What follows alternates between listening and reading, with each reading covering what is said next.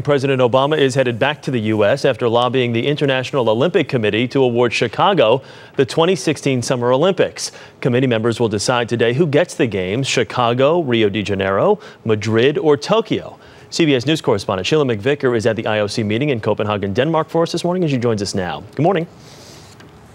Good morning. Well, we are hours away from voting here in Copenhagen, hours away from knowing which of those four cities will indeed host the games, and hours from knowing whether or not President Obama's transatlantic dash has paid off for his hometown, Chicago.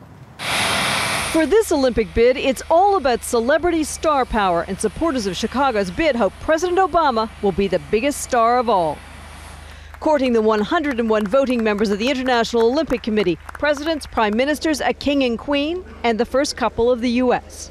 Some of my best memories are sitting on my dad's lap, cheering on Olga and Nadia. For Michelle Obama, a very personal story about her own father, who struggled with multiple sclerosis. My dad was my hero.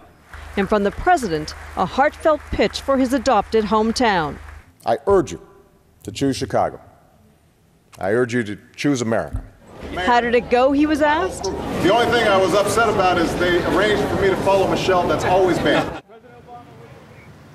President Obama is on the tarmac at Copenhagen Airport right now. He's getting ready to head back to Washington. He's in discussions with General McChrystal, talking Afghanistan strategy. The general has been here in Europe making a series of speeches talking about what he sees as the way forward and the need for additional troops. He and the president clearly meeting up today. As to what's happening here in the hall, we're told that at least a quarter of the delegates went into that meeting this morning without having made up their minds, and that if Chicago does take it in a very tight race, analysts here say they'll be calling it the Obama effect.